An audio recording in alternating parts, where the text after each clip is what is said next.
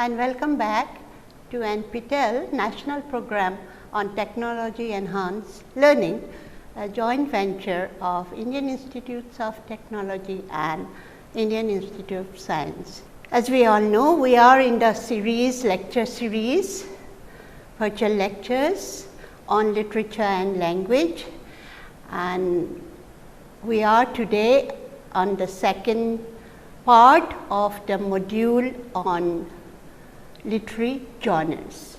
Let's recap of what we had done in the introductory lecture, and this was more on the genres that literature is supposed to be in, and it was a base of classification used for works of art, literature, music or other creative pursuits. We have seen how they had been characterized by a particular style, themes, form or content, right.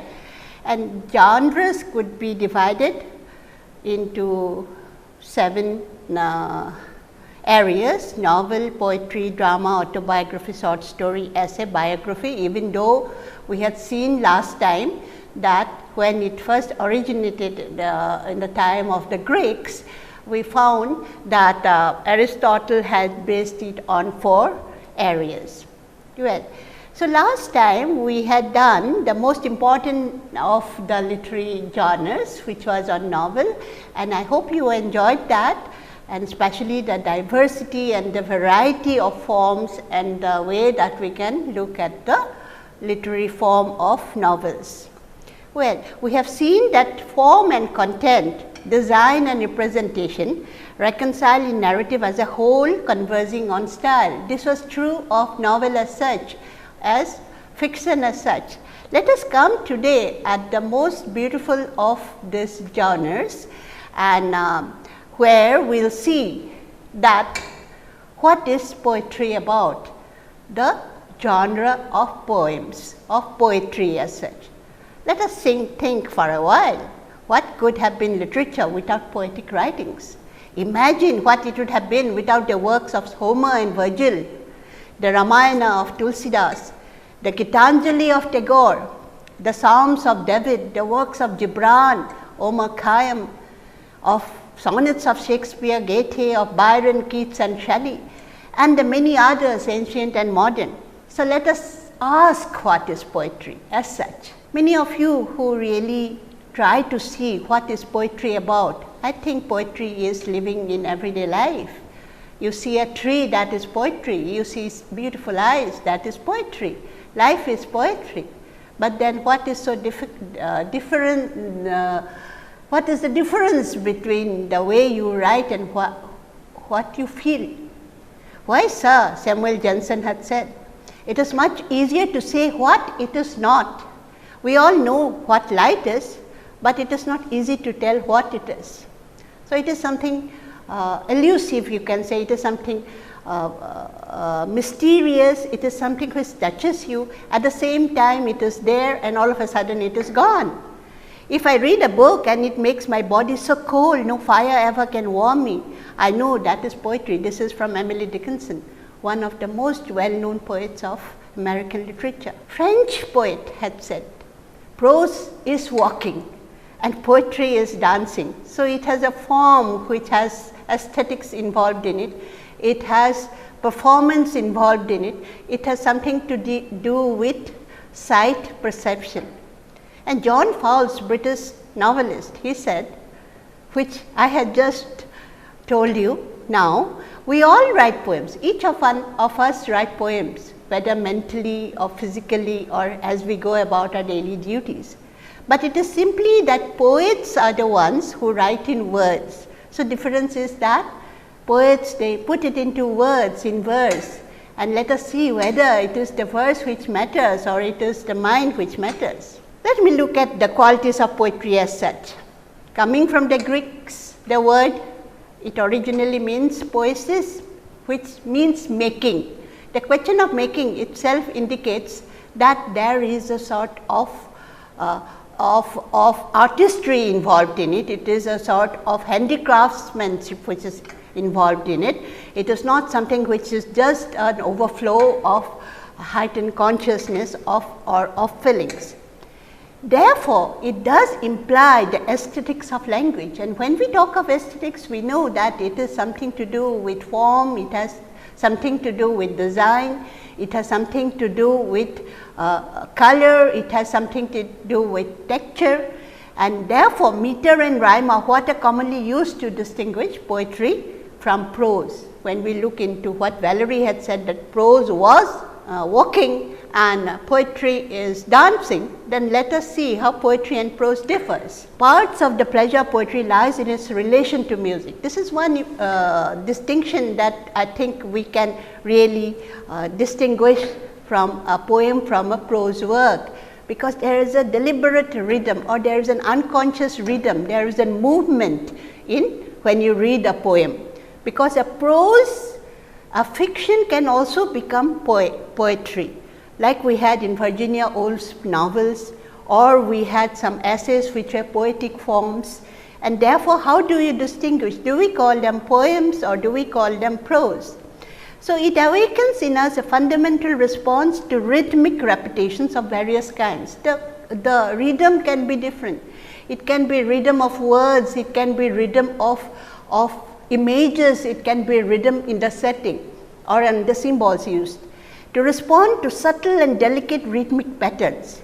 So, therefore, we find that this movement or this system which is there in poetry, it follows a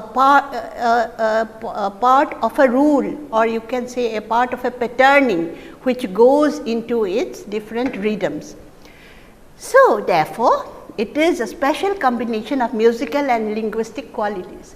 So, when we look at music, when we listen to music, isn't it the tone, the texture, the way it is sung, the content of what it is being shown.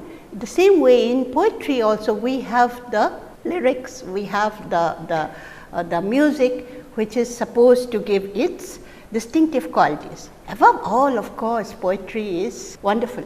It deals with wonder, it deals with imagination. Poems often make heavy use of imagery. Therefore, imagery is a part of the quality of how we see a poem, and word association. To quickly convey emotions, articulate varying states of mind.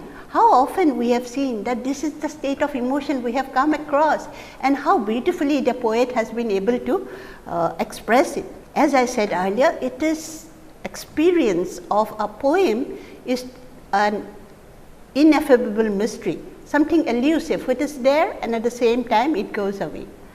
Well, so while we are doing these lectures, I want to tell you students, being from engineering stream and from the technical stream, that when you read literature, when you appreciate literature, you appreciate it as not as a form of the way that it has been expressed, but you try to look into the system which goes into the making of that expression. It is almost like in science, you have a methodology. Of course, the methodology here is not so strict, but you know that it has a different background of the history of ideas, and in this history, in this patterning of the ideas, how you go back to the past and how you remodel yourself, you find that our awareness of reading a poem or appreciating literature as such becomes more enjoyable.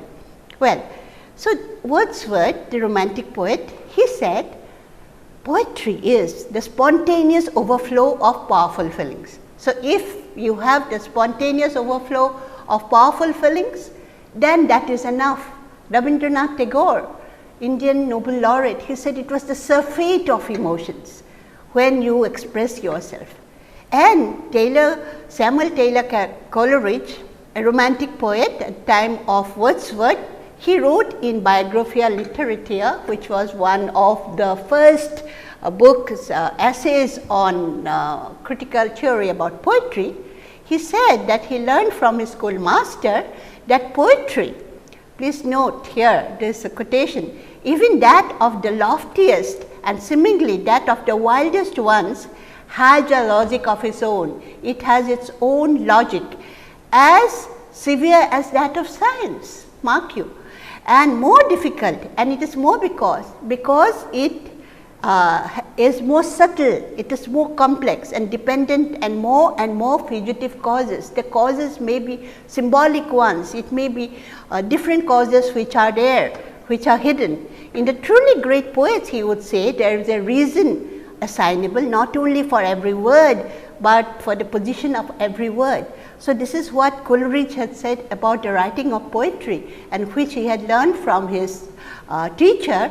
He found that it has a logic of its own, it has its own patterning, resting upon so many other concepts which are subtle, complex, maybe dealing with myths, maybe dealing with sociological concerns, anthropological concerns, whatever.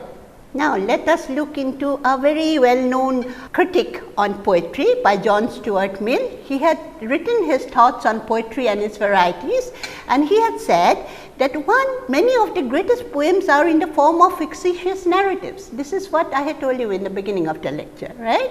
And in almost all good serious fiction, there is true poetry.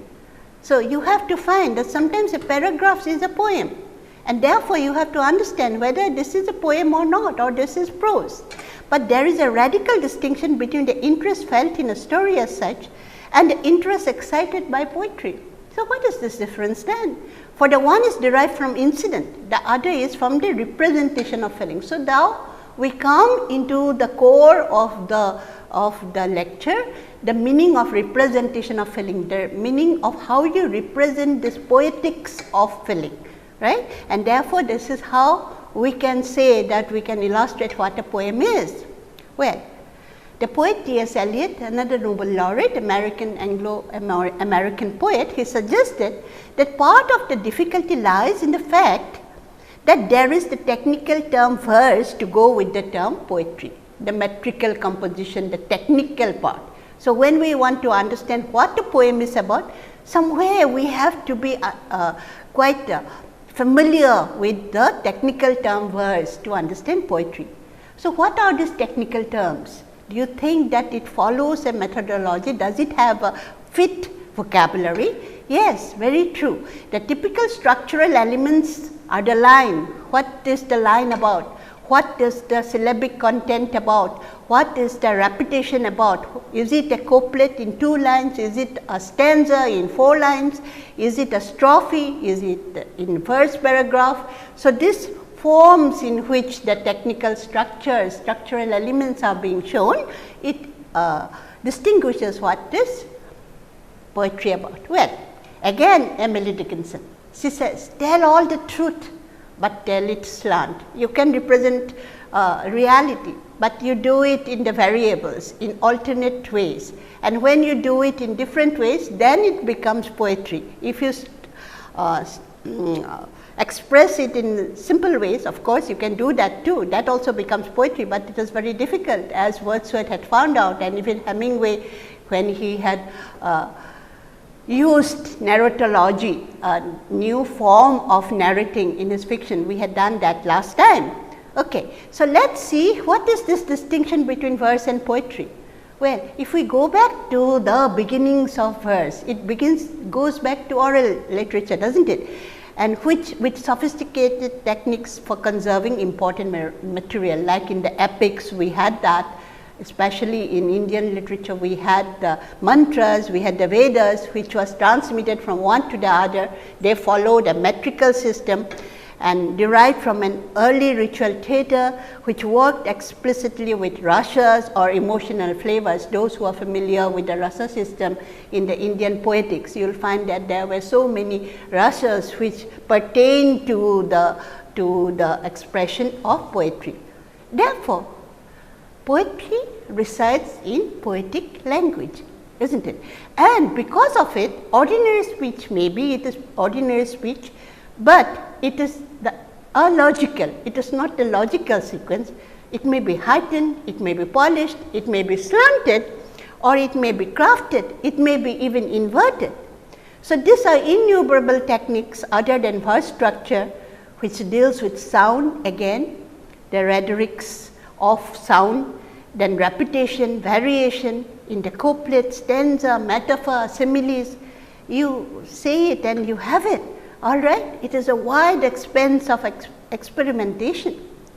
Well, so if we go back into the history of English poetry as such, we see that it has stretched from the middle of the 7th century to the present day. Of course, all poetry came from music, right, and even from folk art, from folk culture. Everyone used to speak, sing when they used to transmit something of knowledge system or of a belief or of anything which they wanted to transmit. Epics have been composed in poetic form to aid memorization. We had already done that in ancient societies. Therefore, we see that early poems evolved from folk songs. So, this is connected with nature, connected with land, connected with people, and oral epics. Through alliteration, though alliteration is now a subsidiary embellishment in both prose and poetry, alliteration is again a form of composition in which there is the repetition of the consonant sounds, like you have break, break, break. It was a formal structural principle in ancient Germanic verses. Alliteration was a formal structure where almost all the Germanic forms, like in Beowulf, etc., we used to have the form of alliteration as a very strong base of poetry. Well, so while we are doing this, we will do the understanding of poetry in Mandram will be shifting from one to the other. We are not following in chronological sequence what is the history of poetry as such. As it is a lecture on poetry, let us also we take in the inverted way, the reverted way of looking at poetry, right. And it is not that I am going to condition you into making you aware of what is poetry. I think it has to be your own individual awareness, your own individual appreciation. One poem which I may like, it may be that the response might be very cold from you. So, it varies from subject to subject, and later we will be going into that. Ultimately, it is the reader who is the poet, right. It is not the poet, but the reader. The shift is from the reader to from the poet to the reader. It is how he makes it, right. So, let us look, because we are talking about music, let us see that how this rhythm or the lyric came into being. Because poetry can be divided into, roughly you can say it is the narrative, the epic, the dramatic, all right. And you can see that the lyric form is the most popular, then the narrative which tells about a story, right. Sometimes we have some of the poems of Robert Frost, right, and we have the dramatic which takes in many of the qualities from the drama, as well as poetry which also is there in dramas, right. We will be discussing that later, and when we do that, let us first see what is the lyric, right. And when the lyric derives, as we know, from the Greeks again, singing to the lyre, which is a musical instrument. So, it is a subjective personal point of view, yes. And the lyric poem dating from the Romantic era does have some thematic antecedents in the ancient Greek and Roman verse. It does have that, but yet the lyric poetry of Europe by the pioneers of courtly poetry, there were people who had practiced it in Europe, in the courts and also outside the courts. But mostly the troubadours, they were the wandering minstrels. They used to travel from place to place, and they used to compose and perform songs. We have something like that in Bengal, the Baul Sangeet, and they are like poems. They compose, they sing, their whole life is based on rhythm. Began to flourish towards the end of the 11th century and were often imitated in successive centuries. So, we see that in France, especially the troubadours, how they used to go from place to place singing songs and wandering minstrels, and they used to be a colorful lot. Lyric poetry therefore consists of a poem such as a sonnet or an ode. So, if we want to classify under lyrics what are the ways that the forms come into, then we can see that we have the sonnet, right, and the sonnet is of course originated in Italy, the Petrarchan sonnet. It is a poem in 14 lines, and the ode which Keats had perfected, the Pindaric ode, and that expresses the thoughts and feelings of the poet. Lyric in European literature of the medieval or Renaissance period means a poem written so that it could be set to music, whether or not it is. And lyric was the dominant poetic idiom in the 17th century. When we talk about the Elizabethan age as such, right, and many said that the whole age sang, it was the nest of singing birds. So, it was almost lyrical, right, and it was poetry which was in the air. People thought, spoke, lived poetry, right. While we are doing lyrics, let us see what are the ways that it is being ornamented, right, by some metaphorical language. When we talk of metaphorical language, we talk of rhetorics and figures of speech. So, these are forms of persuasion, you can call it as forms of elaborations, of ornamentation, right. And when we look into the prosodic form of it, that the rhetorics depends upon figures of similarity, figures on difference, figures on assimilation, so and so forth, and these are tools to enhance your expression. Let us look at simile, right, which is a figure of speech. I am just giving you some small examples. It would be too broad to explain it in every just a general viewpoint, right. So, writers, especially in a poem, you will always come across these metaphorical devices like a simile or a metaphor. Simile, this is the easiest form of metaphor. It is a figure of comparison, and comparison is always with something which is alike, like the son to a little boy, or something like that, or a lion to a person who is very strong. So, this is the easiest form of metaphor to perceive, because in it both the images or ideas being joined are stated and explicitly linked by the word as or like, or a similar linking word. Let us take this beautiful poem by Robert Burns, in the 18th century Scottish poet, who was known for his intensity by his racy dialogues, right, and not racy dialogues, by his racy line. And what we have is a translation of the Scottish poem, and the spelling of love is different in Scottish. Let me see the simile here. Oh, my love is like a red, red rose. So, the link is between the comparison between how he compares his love to a red, red rose that is newly sprung in June. Oh, my love is like the melody that is sweetly played in tune. Beautiful, isn't it? So, this metaphor is another variety of language that is used by the poet. The word is both as a general term for all kinds of poetic thinking and images and ideas, and we have direct analogy. Well, we will jump to all the other figures of speech which I have already told you, the metonymy, the irony, all right, to the conceit, which was a form which was used by the 17th century poets, right. Before the lecture I had told you we are not going to follow any chronology of which age followed which poetic form, right. We are going to do it at random, whatever suits us, right. So, let us see another poetic form that had really been used in the 17th century by the poets. What is the conceit now? It is a far-fetched comparison. We were talking of conceit, metaphor and simile just now. It is a metaphorical figure of speech, but it is more far-fetched. It is a comparison between dissimilar things. So, the comparison will be not between the son and a small little boy, right, but it will be with things which are completely different, a comparison between objects which have little in common with each other.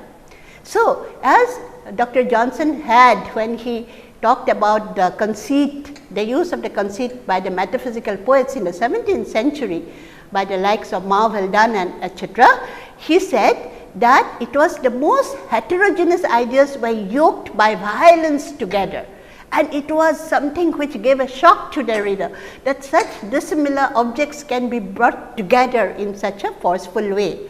So, the metaphysical poets of the late 16th century and the 17th century specialized in witty conceits. So, it depended mostly naturally on wit with intelligence in how they are going to put it all together.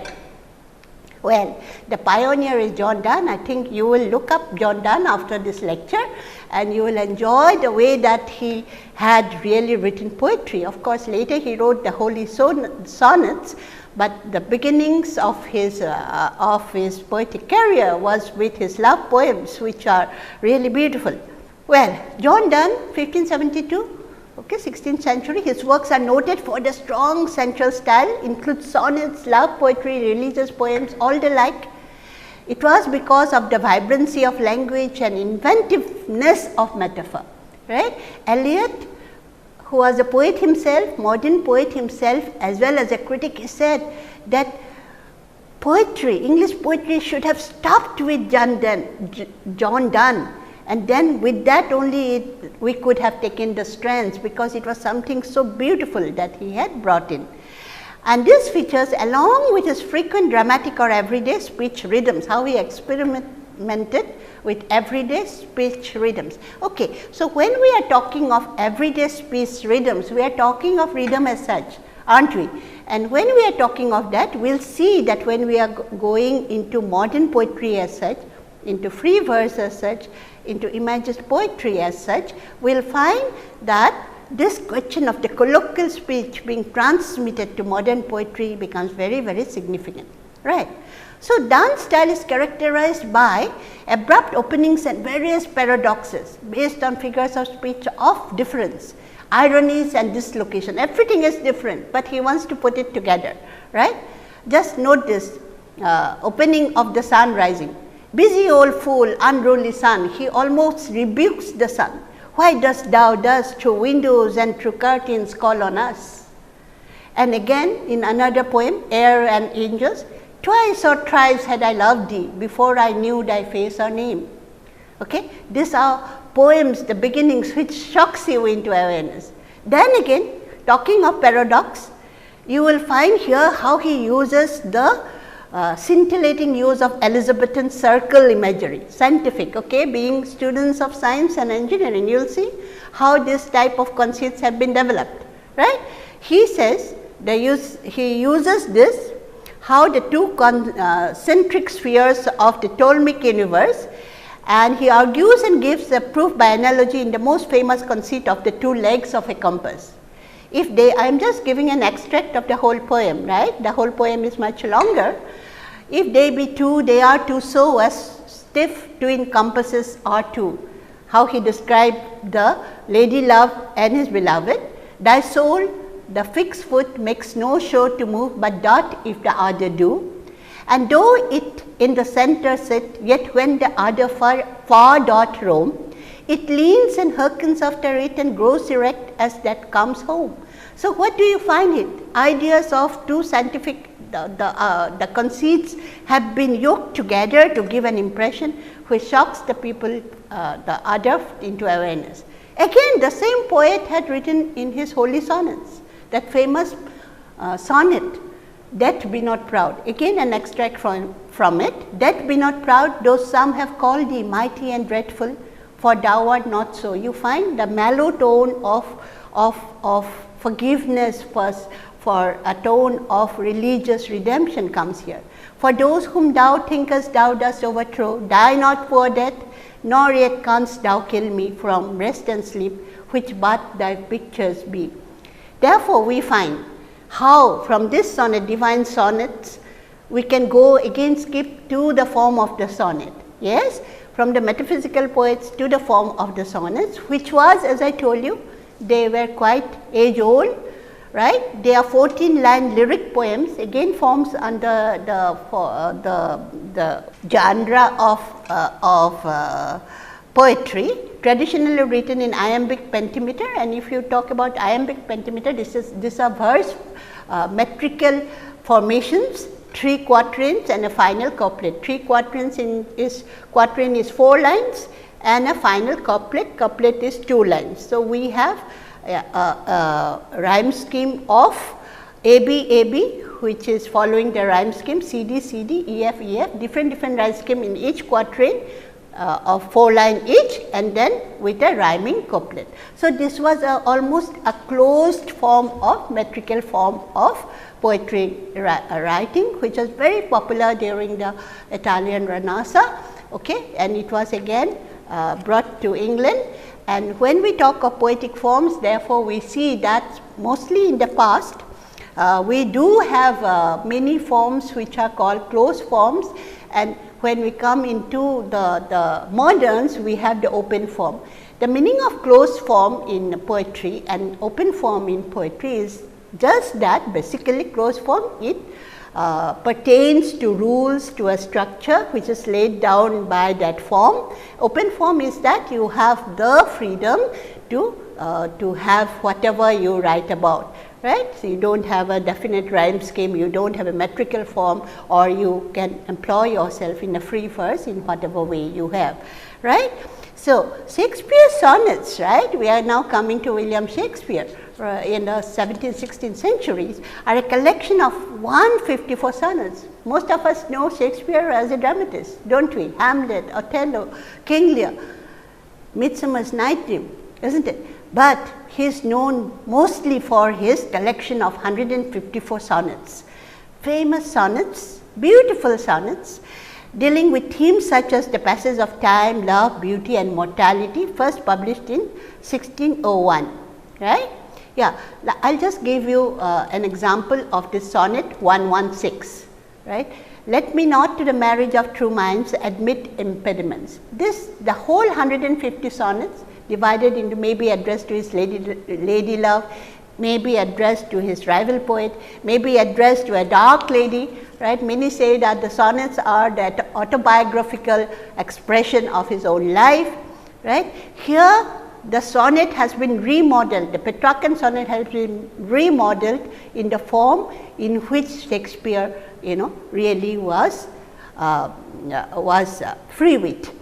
And this is a beautiful sonnet by Shakespeare.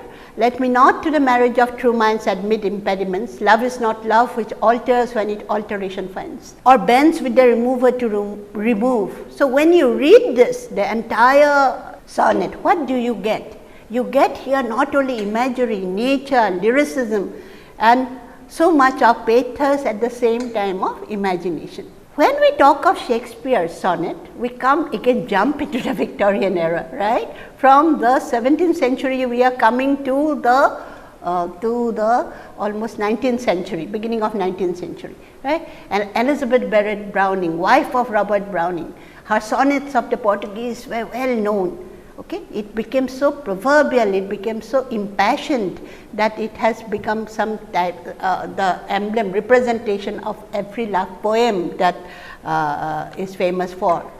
So, this is from sonnets from the Portuguese, one of the sonnets. How do I love thee? Let me count the ways. I love thee to the depth and breadth and height my soul can reach, when filling out of sight for the ends of being an idle grace. I love thee to the level of every day's most quiet need, by sun and candle light. I love thee freely as men strive for right. I love thee purely as they turn from praise. So, we find that in this sonnet, many people have said that the passionate rendering of love, no one has been able to equal that of Elizabeth Barrett. Well, so coming now to another text, let us see how we look at poetry. M.S. Abraham's The Mirror and the Lamp. It is a very well known book published in 1953, when he talked about romantic theory and the critical tradition, and it has been one of the most influential studies in the fields of poetics and theory. He patterns poetry into 4 coordinates in a pattern model for understanding the whole complex of literary theory, and the distinction between the 4 coordinates, right. Yeah, it did not come out. Yeah. Universe, audience, artist and work, and it serves to outline the historical evolution of art theory.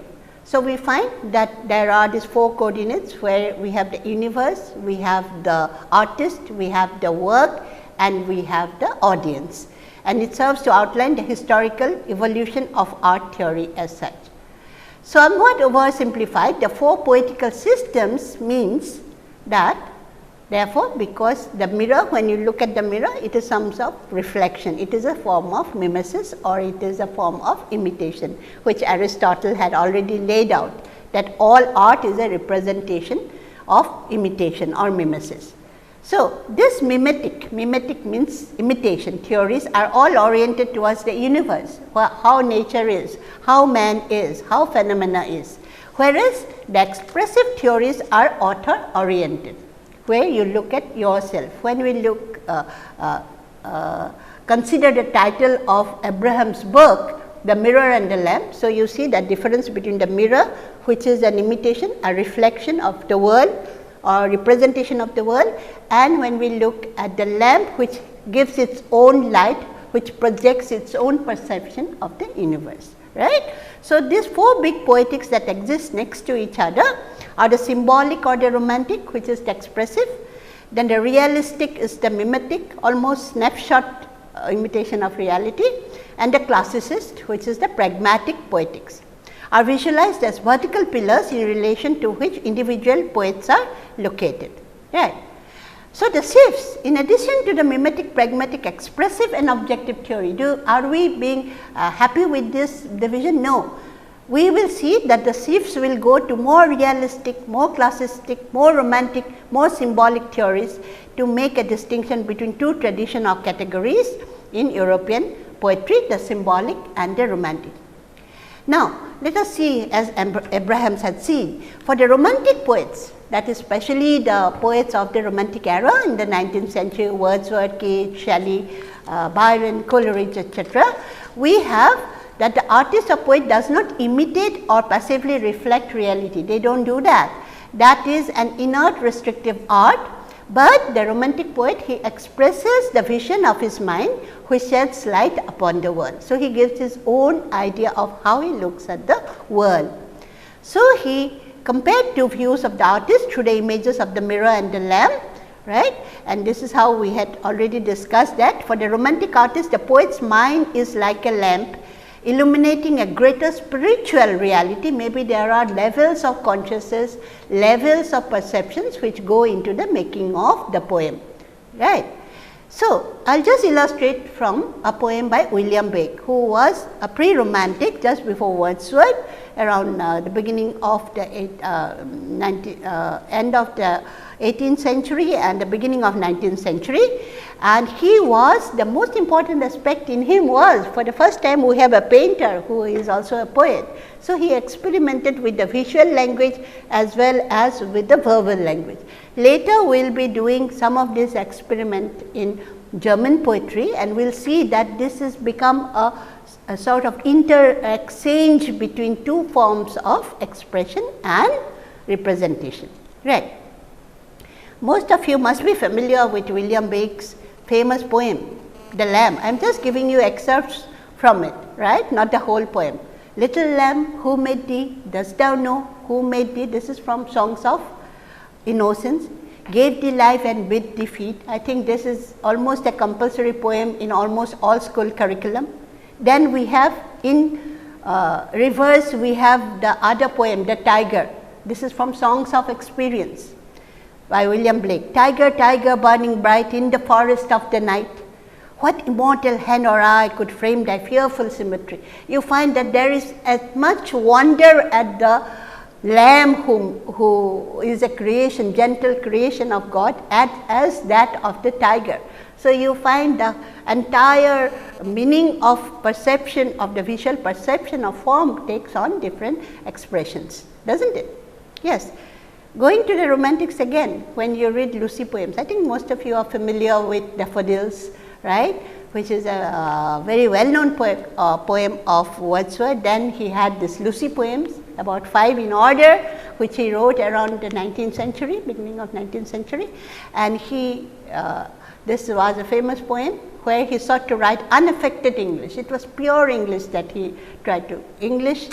A language which would be close to the ordinary speech of the unadulterated mind, not something which is urbane or artificial or something which is of superfluities. So, there was this experiment with form as well as with language as well as with matter.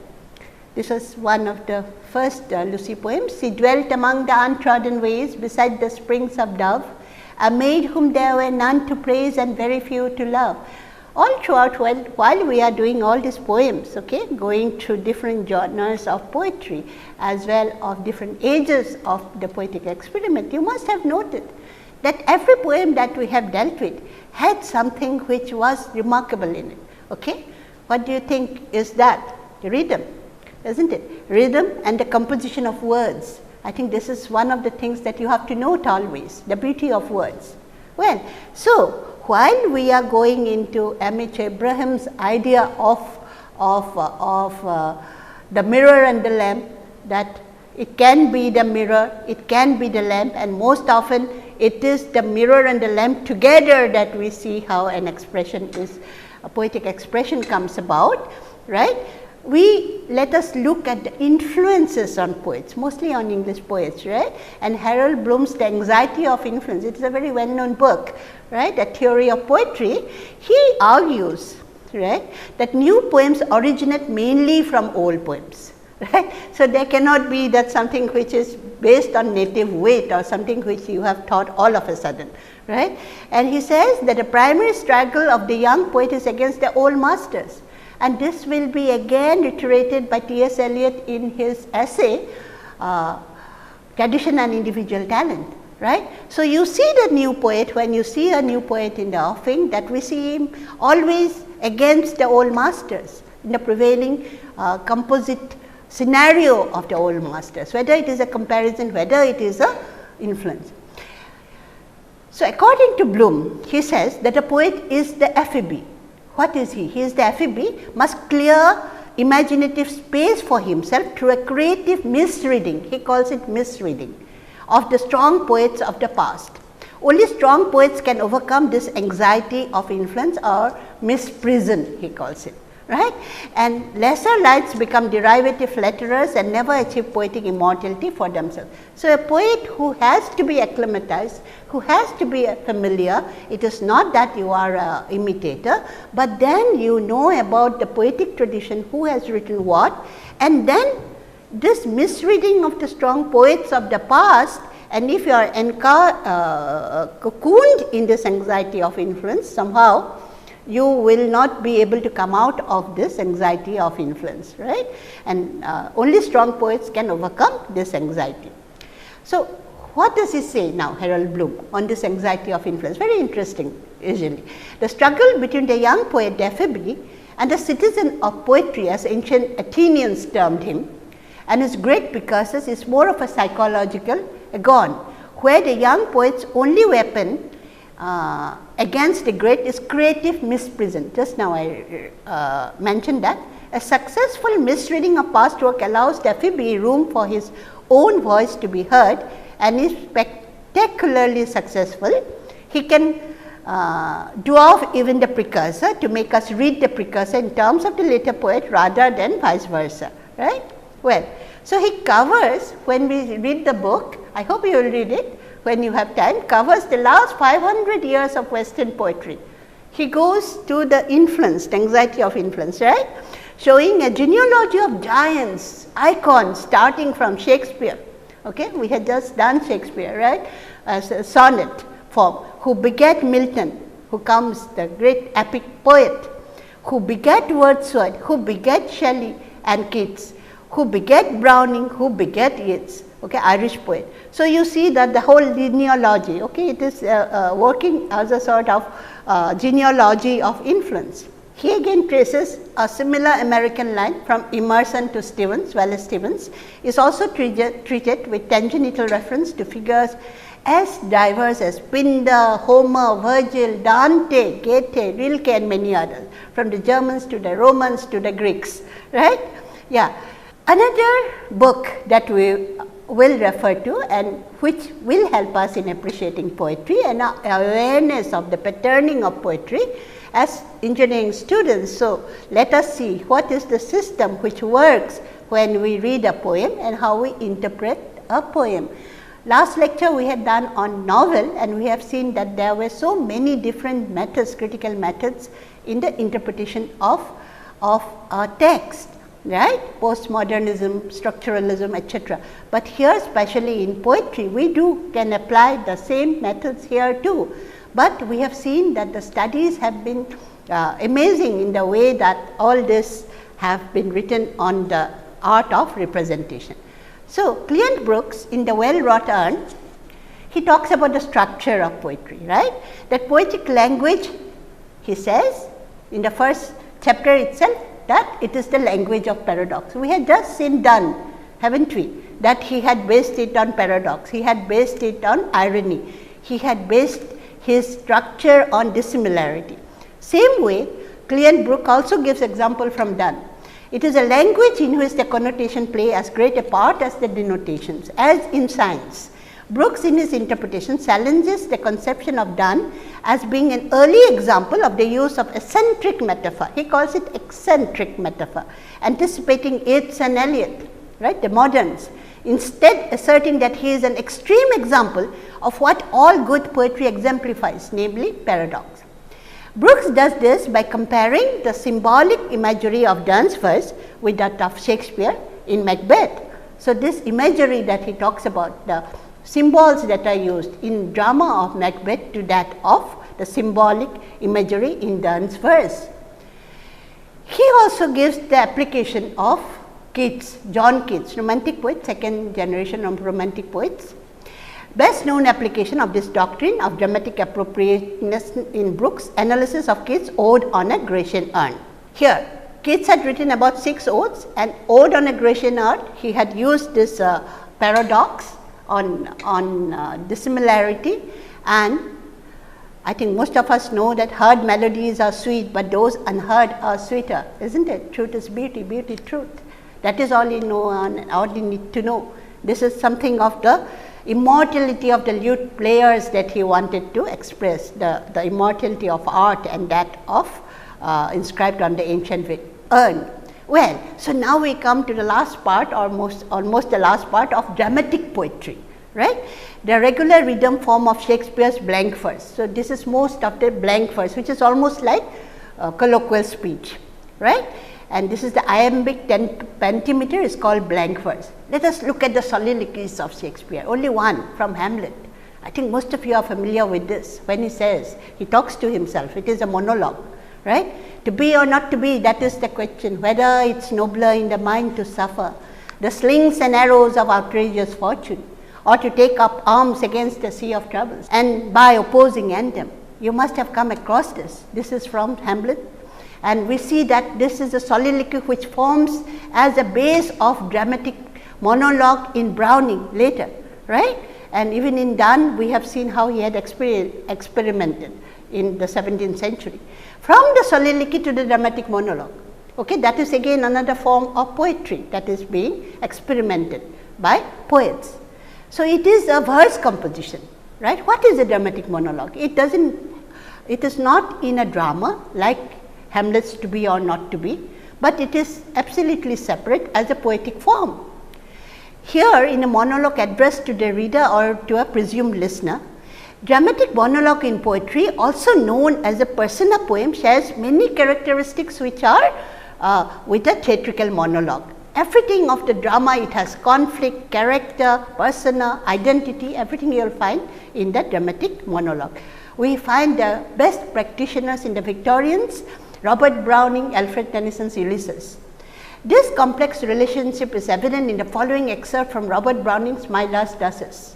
That's my last duchess painted on the wall, looking as if she were alive. This is about the Ranasa, about a lord, how he ultimately murders his wife, and about a painting, how he talks to an observer about the painting of the last duchess. So, it is a beautiful specimen of the dramatic monologue, right. All the qualities of the drama, use of blank verse is being there.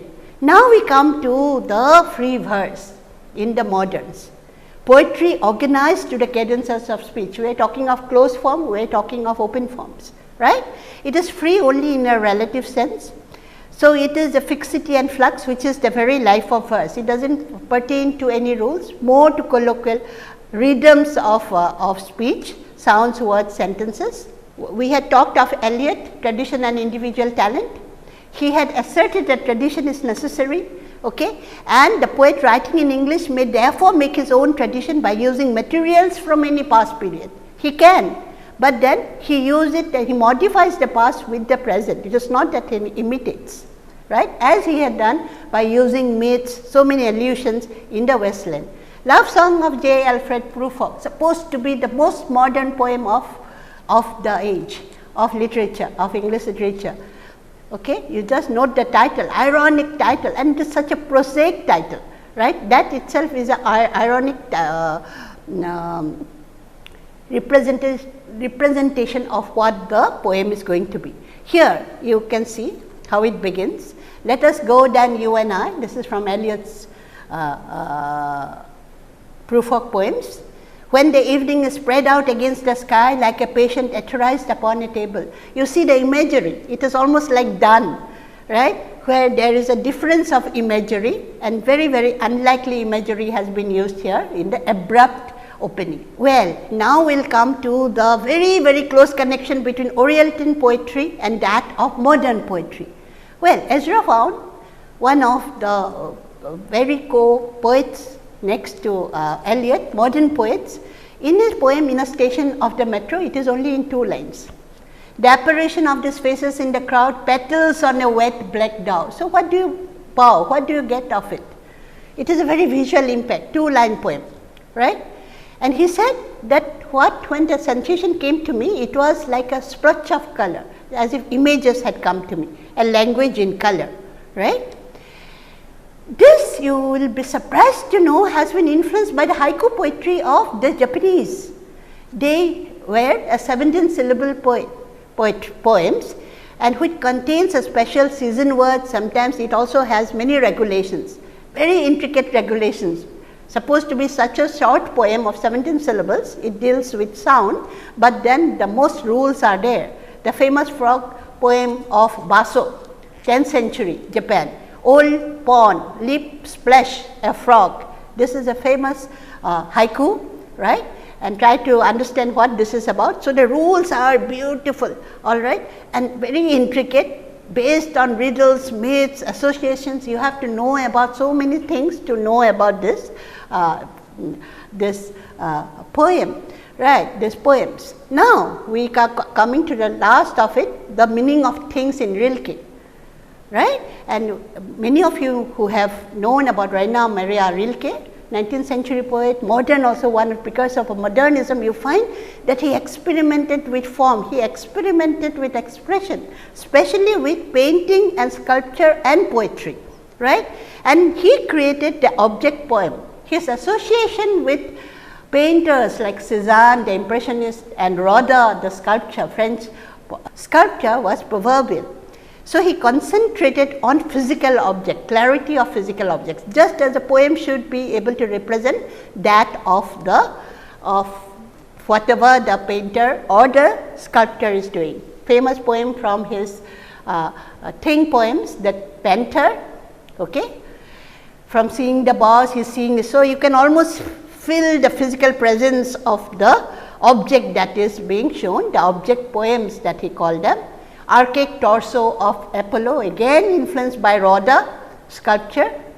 So, in the discussion, let us see, we have come across so many different forms of poems. Next time when you read a poem, you will be saying that how can poetry be defined? Can it be defined? What are the poetic devices, okay, to engage readers? Why is imagery and symbolism as a poetic literary device? How have dominant pieces of literature been inspired by poets? What kinds of comparisons do you use, whether metaphor, similes?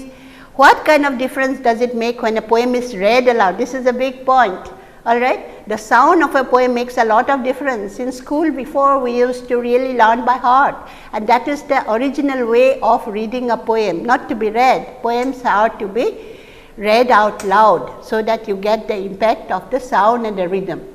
Right.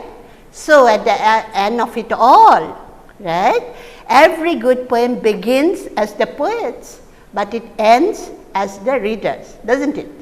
Thank you. References used, these are some of the references we have used in the lecture. I hope you enjoyed listening to this genre, literary genre on poetry.